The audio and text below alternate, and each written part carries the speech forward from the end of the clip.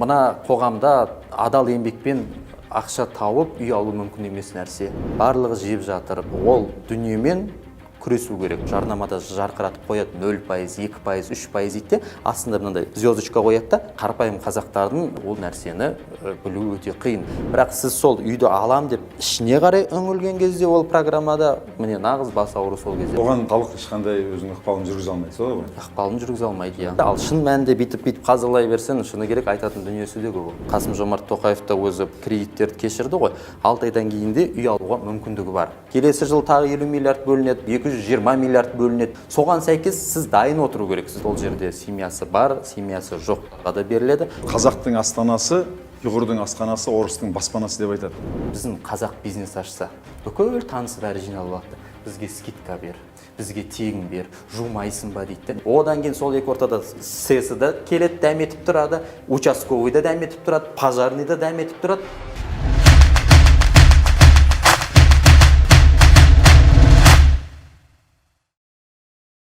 Құрметті біздің ой түбінде жатқан сөз каналының көрермендері, бүгін бір өзекті мәселені көтерейік деп отырмыз. Ол енді баспана мәселесі. Мен үнемі айтып жүрем, енді суыр екеш, суырдың да өзінің баспанасы бар. Бір рет мен Тарбағатай тауына барған кезде шауып жүгіріп жүрген суырларды көрдім де, өте көп суырды көрдім. Әрқайсының өзінің іні бар екен, әрқайсының өзінің отбасы бар екен. Сонда ойға қалдым да, енді суыр екеш суырда өзінің бала шағасын бағып, қағып, өзінің іні бар, біреудің ініне барып, мені бір күнге жіберсе, бір айға жіберсе деп жалынып жүрген жоқ былайша айтқанда. Сондықтан кез келген адам баласының өзінің басында баспанасы болғаны, астында бір аты болғаны, сонан кейін қалаған тамағын тауып, бір қалаған киім кию, ол осы өмірге келгеннен кейін заңдыс. Егер де сенің ақыл есің дұрыс болса, суырдан ақылдысың ғой, мен көбін айтамын. Сондықтан бұл мәселе шешуге болатын нәрселе, әсіресе Қазақстанда. Ол мүмкіншілік бар, өйткені Қазақстан деген өте үлкен мемлекет, халқы аз, мүмкіншілік бар. Бүгін осында осы үй мәселесін әсіресе Қазақстанда жастарға, қаржысы қыспағанда жүрген, үй алуды армандап жүрген жастарға ақыл кеңес беремін деп, Дәулет деген азамат келіп отыр, кеңестерін. Қазір сіздердің көкелеріңізде жүрген деп ойлаймын, сұрақтарыңызды қоюға тырысамын. Енді осы YouTube каналындағы өз телефондарыңызды қалдырып, сұрақтарыңызды қойсаңыздар, соны жинақтап сіздерге де жауап беруге тырысамыз. Дәулет, қашаннан бері айналып жүрсің бұл проблемамен? Мен жалпы өзімде Алматыда тұрғанмын, 8 жыл бойы пәтерде, осы Алматыда оқып жүргенде, жұмыс істеп жүрген кезде бұл қазақтың баспана мәселесі бас ауыртатын үлкен бір мәселе болып табылады негізі. Біз ресми статистика емес, шынайы статистикаға сүйенетін болсақ, 70-75%-ға дейінгі өзіміздің қарагөз қазақтарымыз пәтерден пәтерге жүрген жандардың бірі. Сол 2014-тен бері өзім қалай үй алуға болады, үй алудың мүмкіндіктері деген дүниені зерттей келе, 2019 жылға қарай өзім бір емес, осы биылғы жылы бір емес, 2 пәтерде алдым. Соны халыққа түсіндіру мақсатында, жинау мақсатында. Білесіз бе, бұрын мен сол 2014, 15, 16-та болсын, өзім жазатынмын. Мына қоғамда адал еңбекпен ақша тауып үй алу мүмкін емес нәрсе. Барлығы жеп жатыр, бәріміз көңілімнен шықпайды, анау жеп жатыр, мынау бүйтіп кетті, үйдің бағасы өсіп кетті деп, мен білмеймін, бір 80 причина жазған шығармын. Бірақ соның барлығын зерттеп қарайтын болсақ, бүкіл өзекті мәселе, бүкіл айтылатын дүниенің барлығы бұл өзімізде жатқан. Өзіміз сылтау екен, иә, сыныққа сылтау көп дейді. Сол себептен жоқ, ол дүниемен күресу керек.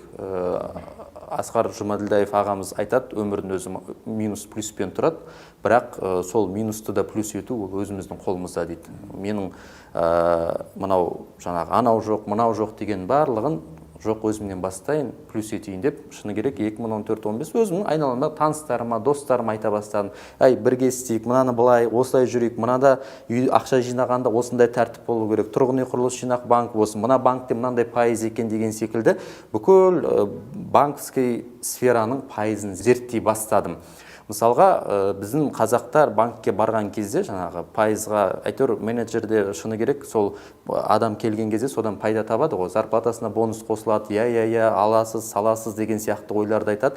Мен айтам, үнемі банкке барған кезде біздің қазақ бір нәрсе біліп барса екен дейміз. Себебі өзге ұлттың адамдары келеді де көбі сауатты сұрақтар қояды. Мен де өзім банкке барып кейде мен очередь кезекте отырған кезде көп нәрсені айтамын. Мысалға, почему у меня так получилось? Почему в договоре так написано, а вы сказали так? Деген сияқты олар бар ғой, тіпті сол келісім шартты оқиды. Біз не істейміз? Келісім шарттың бәрін оқымаймыз, тарс қолды қоя береміз, қолды қоя берген кезде ең соңында келгенде пайыздың өзі үлкен бір деңгейге жеткен кезде біз деген сияқты күдікте, одан кейін күмән да пайда болады. Содан кейін ананы көріп төлегіміз келмейді. Бізде білесіз бе, бүйтіп айту керек. Сен мына 10 миллионның үйін алғалы тұрсаң, білесің бе, мына банкке барсаң, үстінен 17 миллион қосады екенсің десен, ойба, мына банк қандай оңбаған дейміз. Ол көрініп тұр ғой, немен көрінбейді. Ол бар ғой, айлық төлеммен есептеген кезде, мысалы сол 27 жоқ, қолға кредиттің немесіне, үй алатын график погашенияны ең соңында көрініп тұрады. Бірақ соның барлығын аға ешкім есептей бермейді. Соның бәрін айтам мен, соны есептеңіз. Банктерде мысалға бар жарнамада жарқыратып қояды 0%, 2%, 3% дейді, астында мынандай звездочка қояды да, ГСВ бізде 24%, 22% деген. Ол көшеде де тұр ондай жарнама. ГСВ дегеніміз ол жылдық тиімді мөлшерлеме. Годовая эффективная ставка вознаграждения. Сіздің нағыз пайызға төленетін орнатын дүниелеріңіз. Оны әрине мүмкін бір экономикалық білімі бар, банкте жұмыс істеген білімі бар адамдар білуі мүмкін. Ал қарапайым ортада, қарапайым қазақтардың шыны керек 70-80% ол нәрсені білу өте қиын. Осы дүниені айтып та жатырмын. Енді шыны керек, мүмкін мынау кейбір адамдарына дәулет қайдан шықты, неден шықты деген өзі, бұл жобамның халыққа қаржылық сауатты айтудың өзі бір 8 ай, 9 ай ғана болды ғой. 8-9 ай бұрын Инстаграмдағы да оқырмандарым 25-ақ мың болған, қазір мысалы 250 мыңға жуықтады. Оның өзі бір енді халықтың сұранысынан туындап отырған нәрсе. Жақсы, енді жаңағы мысалы қазіргі негізгі несие беретін, үй алуға несие беретін банктер қайсы? Несие беретін тұрғын үй құрылыс жинақ банк. Негізі 14 банк бар, ипотека соның ішіндегі енді. Соның ішінде пайызы жеңілдетілген, мысалға тұрғын үй құрылыс жинақ банкын атап өтуге болады. Біз білетін, себебі акциясы 100% мемлекеттің банкі. Одан бөлек қазір 7-20-25 бағдарламасы шығып жатыр, бірақ көбі ойлайды 7-20-25 мемлекеттік бағдарлама деп. Ол ешқандай мемлекеттік деңгейдегі бағдарлама емес, бұл ұлттық банктың қойған бағдарламасы. Сәйкесінше ұлттық банк сол үй алуға мүмкіндік деп 8 банкке жүктеме берген. Оның ішінде Халық банк, Сбербанк, РБК банк, Евразийский банк, АТФ банк, Форте банк бар, сосын қай банк қалды? Евразиялық банк. Осы 8 банкке береді. Қай банкке барса да пайыз 7%. Бірақ бұл жердегі де өзінің енді әрине үй алу, үй деген кезде ойлайды, осы бірден үй ала салам немесе. Бірақ сіз сол үйді алам деп ішіне қарай үңілген кезде ол программада міне нағыз бас ауыру сол кезде басталады. Сол 8 банкінің арасындағы өзгешеліктер бар ма әрқайсысында? Әрқайсында мысалға кейбір банктер одобрениені бірден шығарады. Кейбір банктер сіздің кредитная история, пения, просрочка бар. Мысалға президент жарлығына сәйкес Қасым-Жомарт Тоқаев та өзі кредиттерді кешірді ғой.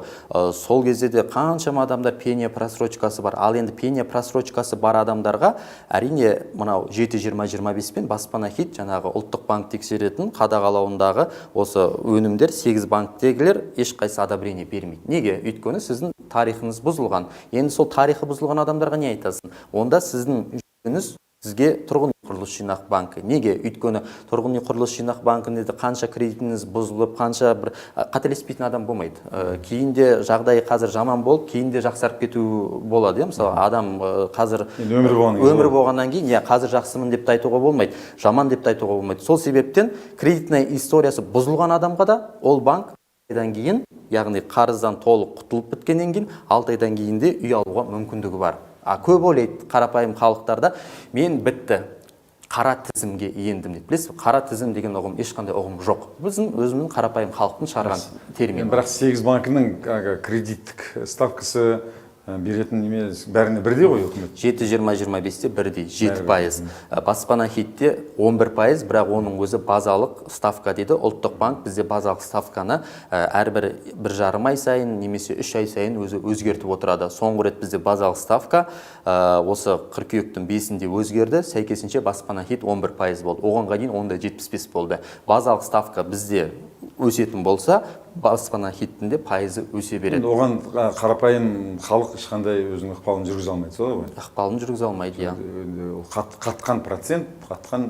Иә, бірақ сол проценттердің ішінде де бар, білесіз ба, сол Сбербанктың ішінде де өзінің жаңағы 7-20 ұлттық банкке бағынбай, яғни өзінің ипотекалық бағдарламасы бар. Ол жақтарда процент 20-22-23-ке дейін бара береді. Ол банк, ұлттық банктың қадағалауында жоқ, ол ипотека 7-20-25 7% қатып берді ғой, болды, осыдан асырмайсың. Ал келетті кейде жоқ, мен сол 7-20-25 пен емес, мысалға басқа банктың өзінің несімен, пайызымен алам дейді. Ол кезде себебі не? Ол кезде кейбір банктер айтады, сіздің табысыңызды дәлелдемей алуға мүмкіндігіңіз бар. 7-20-25 мысалға тек жаңа үйді алуға мүмкіндік болады, тек жаңа үйді аласыз. Баспана хитте екінші сатылымдағы үйді аласыз. Сол кезде банктегі айтуы мүмкін, сіз табыс көзін растай алмасаңыз, онда бізге барыңыз, бізге келіңіз деген сияқты. Көрдіңіз бе? Сонда бізге майдай жағатыны табыс көзін растамай үй алуға болады, 50%-ын салсан деген сияқты. Айналып келгенде оның пайызы 20, 21, 23-ке. Жинақ банкіде екінші нарықтан алдан? Тұрғын үй құрылыс жинақ банкінен бірінші нарықта да, екінші нарықта да үйді ала беруге мүмкіндік болады. Тұрғын жинақ банкінің пайызы қанша? Бұл жерде адамның өзінің жинақ тәртібіне байланысты. Атында тұр, бұл жерде жинақ банкі жинау керек. Егерде сіз бірден жинамай, сіздің мысалға ол банкке сеніміңіз жоқ, сенбейсіз, бірден сіз басқа банкте жинауыңыз мүмкін, үйде жинауыңыз мүмкін, үйдің 50%-ын бірден жинап ала салам дейтін болсаңыз, сізге банк 8,5%-бен береді. Ал егерде сіз тұрақты түрде жинақтап, сол өзінің 3 жыл деп айтады, 3 жыл жина деп, ол енді әрине ақшасы бар адам айтады, ойбай 3 жыл жинап жүрем ба дейді. Кейде мен қарапайым өзім таныстарыма да айтамын ғой, жинаш, 3 жыл жинаш десем айтады. 3 жыл, ойбай 3 жылда кім бар, кім жоқ дейді. Ал енді не істейсің, мен жаңа баспана хитпен 15 жылға ала беремін. Мен айтамын, сен 15 жылда ойланбайсың ба, кім бар, кім жоқ деп. Сен 15 жыл бойы ананы төлегенше орында 3 жыл жина, ары қарай банктен 6 жылға ғана ал. Сенің былайша айтқанда 9 жыл ипотека төлейсің, 15 жыл төлемейсің, 25 жыл төлемейсің деген сияқты сондай есеп бұл жерде, есеп қисап. Жоқ, халықтың ментальностіне байланысты ғой. Көп есеп болғанда, көбінесе халықтың ментальності. Біз енді асығамыз, қазір бола қалса, сонан кейін той томалақ, бар ақша болса, киім алып қояды, басқалар сияқты тиындап жинағанға біздің ментальностіміз келмейді ғой. Бізде бұл қаржылай сауаттылық деп айтуға қиындау болады шығар. Енді мысалы ана жерде 8%, да? Ана 8%, неменеде 7%. 8,5-нан бастап, кейін 3,5-ға дейін төмендей алады. Жоқ, бұл жерде 8,5%, жинақ банкіде да, неменеде жаңағы 7-20... Енді ол 8,5 екінші нарықтық. Егерде сіз өз үйім деген бағдарламасымен жаңа үйлерді алатыныз, ол жерде 7% болады. Нұрлы жермен алсаңыз 5%. Көрдіңіз бе, бұл банк деген өзі бір үлкен, білмеймін, бір диссертация қорғайтын дүние. Оны елдер бір үстіртін ғана бір деп осылай деп ойлайды, ал шын мәнінде бүйтіп қазылай берсең, шыны керек айтатын дүниесі де көп оның. Қасым-Жомарт Тоқаев та өзі кредиттерді кешірді ғой. 6 айдан кейін де үй алуға мүмкіндігі бар. Келесі жыл тағы 50 миллиард бөлінеді, 220 миллиард бөлінеді. Соған сәйкес сіз дайын отыру керексіз. Ол жерде семьясы бар, семьясы жоқтарға да беріледі.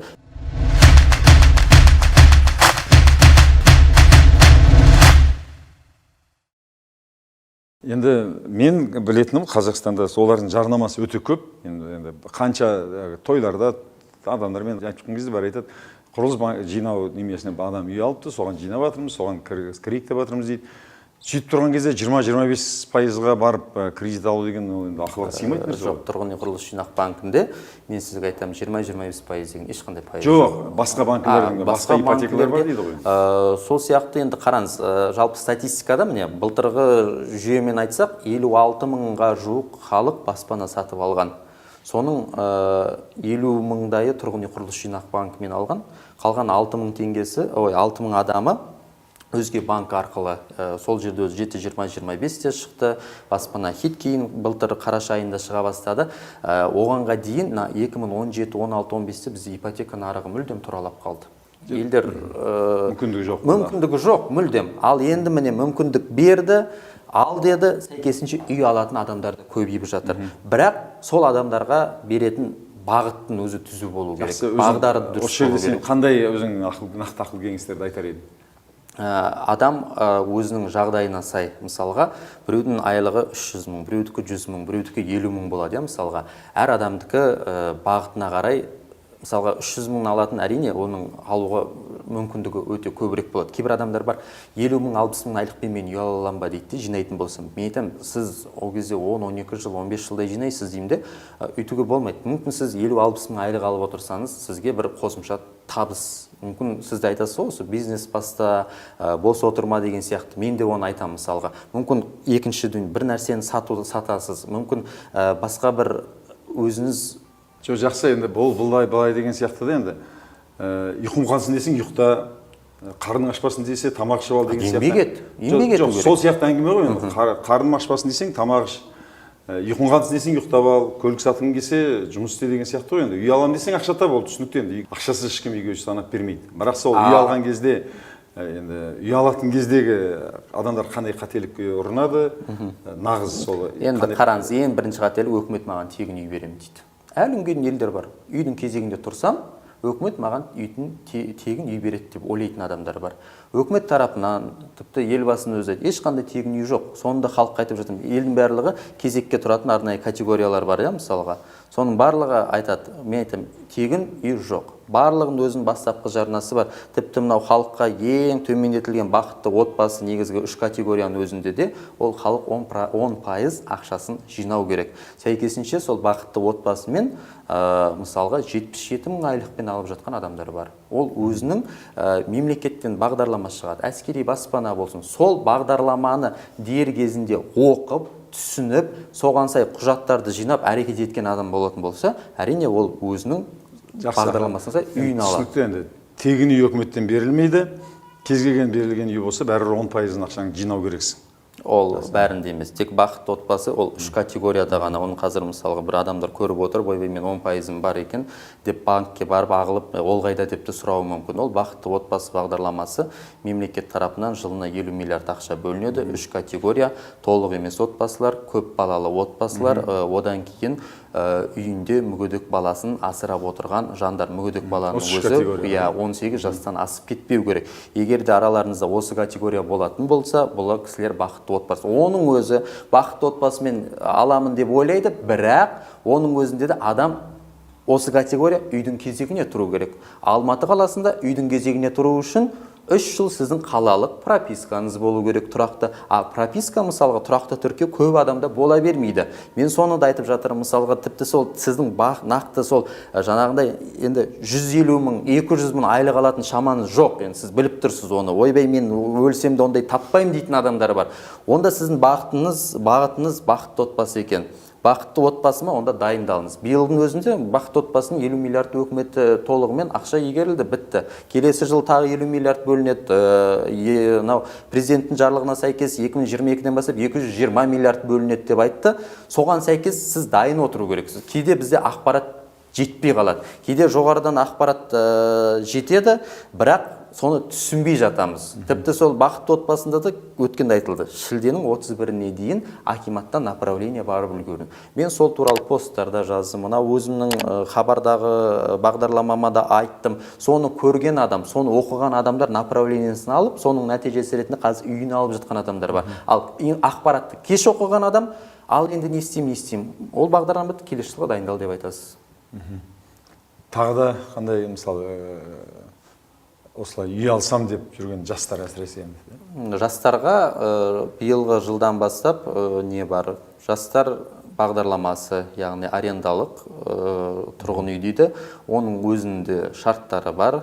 Ол жерде 5 жылға беріледі. Алматының тілімен айтсақ, Алғабас, Саялы, Алатау ауданы дейді ғой, сол үйден бастап беріледі. 23 қыркүйекте заявка өтінімдер қабылдап, қыркүйектің соңына дейін ол жерде арнайы бүйтіп акиматқа немесе сол цонға барудың қажеті жоқ. Барлығы электронды цифрлы қолтаңба арқылы 1000 отбасы, яғни 1000 жас адамға беріледі. Ол жерде семьясы бар, семьясы жоқтарға да беріледі. Бірақ негізгі мақсат, негізгі талап жастар жұмыс істеу керек, және де ол 100 000 теңге айлығы асу керек 100 000-нан. Сондай бағдарламалар Шымкентте де бар, Нұр-Сұлтан қаласында да бар. Ал енді соның ішінде де мысалға балдық жүйемен бізде Алматыда 540 000-ға жоқ жастар бар, сол категорияға енетін 29-ға дейінгі.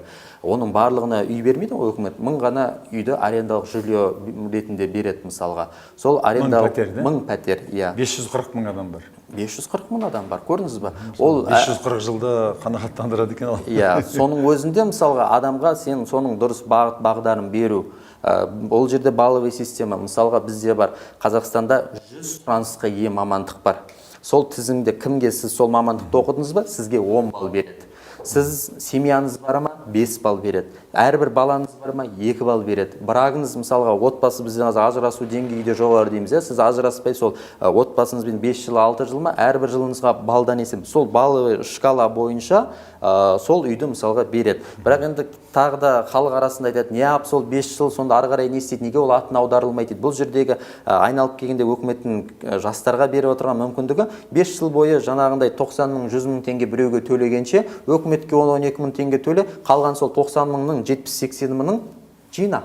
Тұрғын үй құрылыс жинақ банкіне ертеңгі күні ол адамдар үй алады. Айналып келгенде сол жүйеге келе жатыр. Мысалға, бізде тұрғын үй зейнетақы қорына да 10% алып қояды ғой. Салықты да автоматты түрде алады. Сингапурда мысалға үйі жоқ адамдарға міндетті түрде жарна ретінде ақша алынып отырады. Сол сияқты айналып келгенде сондай бір жүйеге жайлап келе жатқан сияқтымыз. Себебі бізде сол ақшаның жинақ тәртібі жоқ. Қанша адамға айтқанымен, жина дегенмен ол әрине сөзбен жеңілтеді, бірақ өзіңізде жаңа айтқандай тойға барамыз, қыдырамыз, кредитке телефон аламыз, сөйтемізде өзіміздің табысымыз өзіміз айналмай жатады. А біз не істейміз? Отырып аламыз да біреудің ақшасын санаған жақсы көреміз. Өз ақшамыз санайық деген кезде кішкене қиналатынымыз бар. Мен өзімнің оқырмандарыма да айтатыным, ақшаның жинақ жүйесі болу керек. Себебі не? Ол біздің жаңа менталитет деп те қалдыңыз. Біздің менталитетімізді біздің ата-бабаларымыз ешқайсы ақша көрмеген.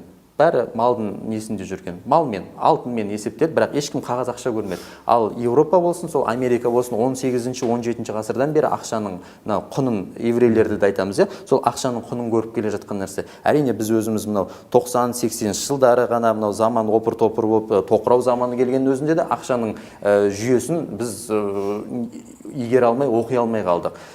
Ол деген әрине үлкен бір проблемалардың бірі. Одан кейін тағы айналып келген кезде біз не істейтін, мектептің өзінде де қаржылық сауат өте төменгі деңгейде. Бізде бала бітіреді, 11 бітіреді, бірден ойбай мен экономист боламын, қаржыгер, банкир боламын деп шығады. Алады да ол әрбір университеттің экономика факультетіне барып, әйтеуір 4 жыл оқиды. Сәйкесінше содан да бізде бір мынау дейтін, анау дейтін қаржыгер де, экономистер де тапшы бізде. Енді қандай жүйе ұсынар едіңіз? Жүйе, мен енді соңғы кезде айтып жүрмін, қаржылық сауат деген нәрсені әрине өзімнен үлкен ағалар, үлкен апайлар, әпкелерді түзеу кішкене қиын. Ол кісілерге ақыл айту да қиын, себебі мынау кеңес өкіметінің тәртібі бар. Кеңес өкіметінде көп нәрсені дайындап беруге үйренгенбіз біз. Жалпы жұмысым болса болды, өкіметке жұмыс істесем болды, әйтеуір өкімет біздің өзегімнен теппейді деген сияқты. Ал қазір біз нарықтық экономикаға аяқ басқандықтан нарықтық экономикада әркім өз күнін өзі көру керек. Нарықтық экономикада мен үнемі айтатыным, халыққа, біздің қазаққа керек дүние бұл сауат, қаржылық сауат және заңдық сауат. Сіз сол алған үйіңізге, немесе жалғыз үй емес, тіпті көлік алсаңыз да, телефон алсаңыз да, ақша жинауыңыз ол экономикамен байланысты, қаржымен байланысты. Ал сол алған затыңыз дұрыс болмаса, немесе жаңағында келісім шарттан қателіктер бір нәрселер кететін болса, онда ол заң болады. Бізге осы екі дүниені екі аяқ сияқты қатар игеру керек. Қаржылық сауаттылықтың өзі мынау мектеп қабырғасындағы баладан өзінің отбасылық бюджетіңді, өзінің ақшаңды басқар. Сенің атанаң шамамен қанша табады? Егер де сен осынша тапсаң, не істейтін едің деген сияқты, сол бір айлық бюджетіңді жаса. Сол бюджеттен пайыз мысалға бүкіл миллионер, миллиардерлердің де айтады, өзін ақшанан 10%, 20% жинақтап отыр дейді. Сол жинақтың барлығын жүйелі түрде жинап отыратын болса, мен айтамын, ақшаны шақырады. Бәрібір де сіздің өзіңізде қолыңызда мысалға сізде қазір ақша жоқ делік, сіз басқаша ойлайсыз. Қолыңызға 5 миллион бола ма? Ол адам басқаша ойлайды. Қолыңызға сол 5 миллион емес, 20 миллион берем, ол адам мүлдем басқаша ойлайды. Сонда айналып келген кезде бәрібір ақша адамның ойын өзгертетін дүние. Ақшаның сондай құрал болып тұр. Сол құралдың өзін мынау мектеп қабырғасынан бері балаға үйрететін болсақ, біздің елде де мықты қаржыгерлер, мықты экономистер шығады деген ойдамын. Қазақтың астанасы, ұйғырдың асханасы, орыстың баспанасы деп айтады. Біздің қазақ бизнес ашса, бүкіл танысы бәрі жиналып алады. Бізге скидка бер, бізге тегін бер, жумайсың ба дейді. Одан кейін сол екі ортада СС да келеді, дәметіп тұрады, участковый да дәметіп тұрады, пожарный да дәметіп тұрады.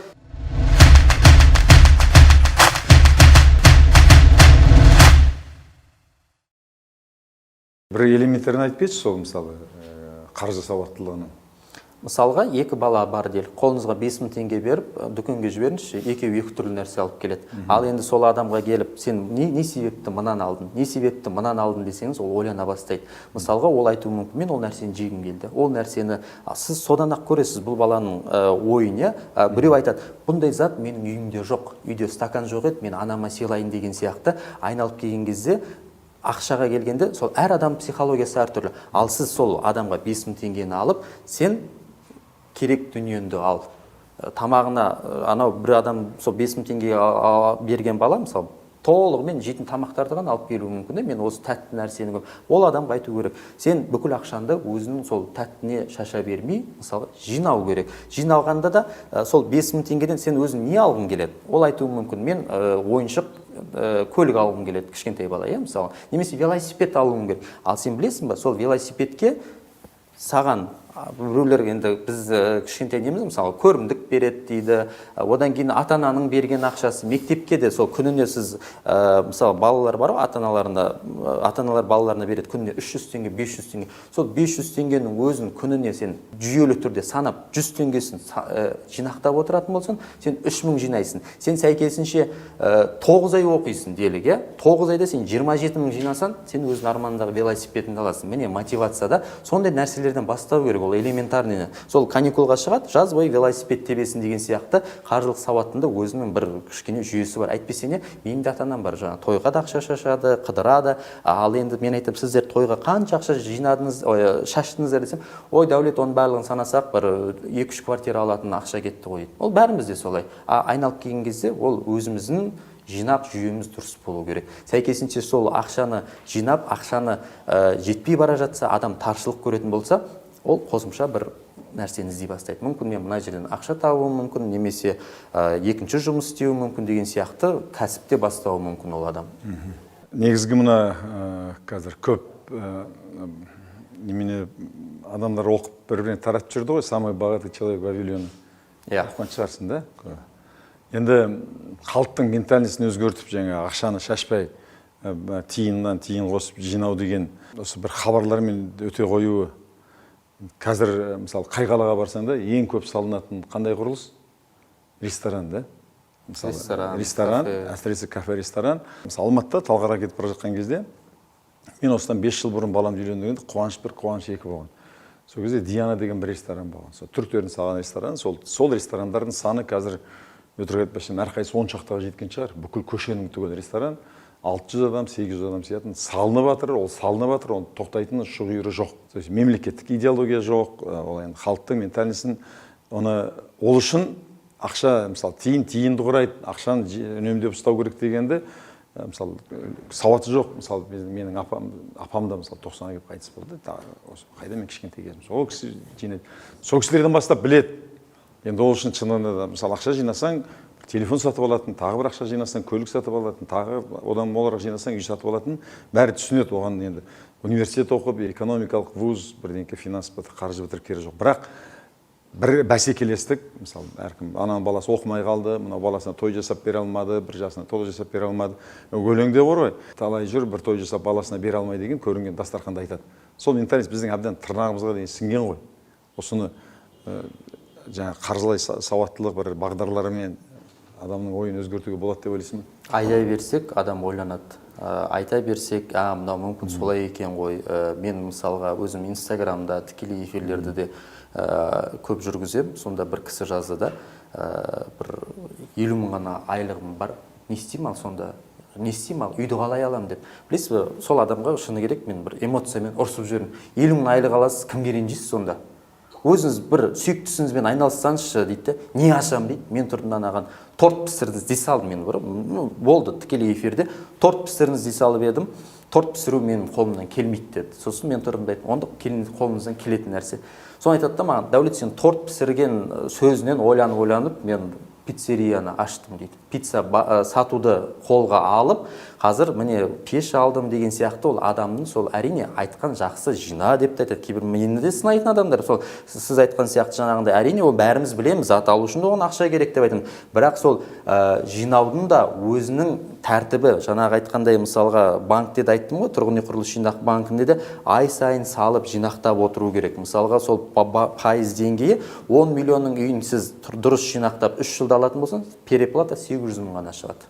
Басқа банктерге барасыз, переплата 10 миллион шығады. 7-20-25-те де егер де сіз 10 миллион үйін алсаңыз, переплата 3,9 миллион шығады. Міне, бізге осындай дүниені салыстырмалы түрде айту керек. Ол айтамыз, айтқанмен мынау мидың сана сезімді біз өзгерту керекпіз. Әрине, жақсы мен үнемі айтатыным, ол бірінші мақсат, адамда әрекет, одан кейін кішкене болсын өзінің бір қиял әлемімен төртінші кезекте сұрау керек деген сияқты. Ол өзі соған сай әрекет етпейді, жай тікелей эфир тыңдап, YouTube каналды тыңдап отыра беретін болса, ойбай маған Құдай әкеп, ешкім ештеңе әкеп бермейді. Оның барлығы әрекетке байланысты. Әркім өзінің мынау менікі, мен істей алам деген дүниесінен бастау керек. Әбден дұрыс. Құрметті көрермендер, Алматыны бір кезде қазақтың астанасы, ұйғырдың асханасы, орыстың баспанасы деп айтады. Ол шындық болды ма 80-90 жылдарға дейін? Өйткені шындығында да осы қазақтың ең бас қаласы Алматыда жалғыз қазақ мектебі болды, және де осы пәтерлердің 90%-дан астамында тек қана басқа халықтар, әсіресе орыстар тұр. Енді қазірде қарасаң, баспанасы жоқ басқа ұлттарды мен байқамадым. Мен сөйлесіп жүрмін, ұйғырларда пәтер жалдап жүрген ұйғыр жоқ, пәтер жалдап жүрген түрік жоқ, пәтер жалдап жүрген кәрісте жоқ, орыста жоқ. Пәтер жалдап жүрген осы елдің иесі, осы жердің заң иелері, өкінішке қарай біздің қазақ халқы. Бұған енді ең басты кедергі қаржының жоқтығы, және де бар қаржыны біз сол былайша айтқанда қазіргі тілмен айтқан понтқа, тойға, бір көлікке, бір телефон сатып алғанға соған жұмсайды екенбіз. Екіншісі, көбінесе қаржылай сауаттылығымыз төмен болғандықтан қымбат проценттерге ұрынып, соңын артынан соның процентін 2 есе 3 есе төлеп жатамыз. Оның ойыңыз бөліп жүрмін бе? Айта бер. Оның негізгі мен көп былай зерттеп қарағаным, өзге ұлттың адамдары болсын, әсіресе сол өзімде Еуропада болған кезде халық бірінші кезекте білімді қояды. Өзін өзі дамытуға қояды, өзін жетілдіруге қояды. Өзі сол даму арқылы ойлайды, мен мысалға жаңағы биші болғым келеді, осы биден әлемге танымал биші боламын. Содан мен пайда келемін, мен шахматшы боламын, немесе жаңағы конькиден, мысалға өзімді танытамын, білім жинақтай, немесе робот жасаймын, ғалым боламын. Бізде өкінішке қарай әрбір нәрсенің басын сипап қана қоямыз. Шахматқа 1-2 ай жазыламыз, бассейнге 1-2 ай барамыз. Сол әрбір басын шұқығандықтан біз бір универсальный адам болып шығамыз. Бізде келеміз де, мен де мысалы экономический образование болғанмен, телевидение жүргеніме 9 жыл болды журналистикада. Сол сияқты да, ал әркім өзінің сол бағытымен кететін болса, сол қойған біз жаңағы пәтер, пәтерді бірінші кезекке қоямыз, сол үйді алу керек дейміз де, үйдің ақшасын төлеу керек деп 20-25 жыл жүргеннен гөрі 20-25 жыл өзіміздің білімімізге, өзіміздің дамуымызға инвестиция салатын болсақ, ол қайтып келеді. Ол бәленбай, сіз білмеймін, енді 10-15 үй алуға болады да, мысалы сол ақшаға. Біздің сол айналып келген менталитетімізді кішкене ояту керекпіз, менталитетімізді өзгерту керекпіз. Жақсы, енді әңгіме менің көңіліме қона бастады. Өйткені менің негізгі ұстанымым, менің ұстаздарым, мысалы мен Джек Уэльш, көбінесе маркетингтегі ұстаздарым, мен өте көп өмірде бизнесмендерге көп ықпалын тигізген адамдардың өзімде ұстаным былай, көп адамдар табысын көбейткеннің орнына шығынын үнемдейді дейді. Ал үнемдеп баю деген сөз, ол адам тиын тебен жинай бергеннен кейін адам ақшаны жүрекке түседі. Мысалы, менде таксопарк болды. адамдар өтте көп алдайды, таксистер, машина далаға тастап кетеді, 2-3 күн таксовать етіп ақшаны жинап алады да, машинаны сындырып кетеді деген сияқты неше түрлі алаяқтықтар жасайды. Және бір адам емес, 2 адам емес, ол енді бәленбай 100 адам. Сонда өздері мойындайды. Таксист деген ол мамандық емес, ол кәдімгі ол ұлт дейді да. Өйткені неге олай болады десе, өздері мойындайды. Күнде нақ ақшаны тиын тебен ұстап, мынау 300 берем екен, 500 берем екен деп ұстай бергеннен кейін, болмаса базардағы сол ақшаны ұстай бергеннен кейін, адам психологиясы бұзылады. Енді оңген ақшаны жүрекке түсті деп мен соны айтамын да. Сондықтан енді негізгі жастарға инвестиция, жаңағы дұрыс инвестиция өзінің, мысалы бала барып ойыншық алғанның орнына бала барып кітап сатып алса, бала барып бір ғылыми бір еңбек сатып алса, болмаса бір өзін жетілдіретін бір роботқа ма басқа бір курсқа жазылатын болса, кейін ол пәтерді қиналмай алатын болады. Тіпті банкке жалынбай-ақ өз ұнаған үйін нарықтан қарап, маңдайынан шертіп таңдап жүріп алатын болады. Бірақ дегенмен бәрінің ондай мүмкіншілігі жоқ. Қаржылай сауаттылық, соның ішінде банкілерге алданып қалып, оның кейін соттасып, болмаса соның кейін қиялдап, далада қалып жатқандар өте көп. Соның кейін көп жағдайда шамасы келмейтін пәтерді алып, өзінің үнемі тұрақты жұмыс жоқ, жұмыстан шығып қалғаннан кейін айлық келіп отырған төлемді төлей алмайды, соның кейін депрессияға түсіп, ауруға да ұшырып жатқандар бар. Енді әңгіменің түйіні, қазақтың, азғана қазақ, мынандай қазақтың бай даласында тұрып, басында баспанасы жоқ болуы үлкен ол қылмыс деп айтар едім. Суырдың да өзінің үні бар. Сондықтан бар ақшаларыңды болса, ешқандай шашпай, төкпей, соны жинау керек. Понт деген тастау керек. Менің нағашым үлкен қызмет істеген кезінде, той жасар кезде туған туысқандар келіп қинай бастады. Кит алу керек, той жасау керек, бәленбай ресторанға қаламал теңге беру керек дегенді айтты. Мен белсібетімде жоқ. Не дейсіңдер, мен ештеңке жинамаған адамын. Егер жоқ десе, қызым бермей-ақ қойсын. Менің байлығыма тиіп отыратын болса. Мен ештеңкем жоқ. Сол үшін барып, мен кредит алып, қарызға батпаймын деп бірақ шорт кесті, әңгіме сонымен тиылды. Оны ешкім мазақтаған да жоқ, ешкім оны кінәлаған да жоқ. Енді барын айтты. Сондықтан барымен базар болу керек, қазақша айтқанда тыраштанбау керек. Ал енді шынайы басыңда баспана болып, тиын санамай өмір сүремін десең, өзіңе инвестиция жасау керек, білім, оның кейін еңбек істеу керек. Қазақстанда басқа ұлттардың үйі болып, астында көлігі болып, шетелге барып демалып жатса, бәрімізге жағдай бірдей жасалған. Басқа ұлтқа жағдай жасасын, қазаққа жағдай жасалмасын деген саясат жоқ. Бәріміз бір елде, бір зайырлы мемлекетте тұрып жатырмыз. Сондықтан бүгін келіп жинаған біліміңмен бөліскеніңе ризамыз. Қоса салсам болады ма? Қосатын болса айтамын. Сол миллионерлерге де, миллиардерлерге де берілген 24 сағат біздің қазаққа да берілген. Олар 36 сағат бойы ұйықтап, немесе 36 сағат бойы жұмыс істемейді. Бәріміз бір ауаны жұтып отырмыз, бәріміз сол бір елде тұрамыз. Одан кейін тағы да бір менталитет деген нәрсеге қатысты мен өзім мысалға Алматыда жаңа өзіміз түрік дегеннен шығып кетті, түрікті ресторан ашып, донерный ашты да, қаншама түрік достары келді.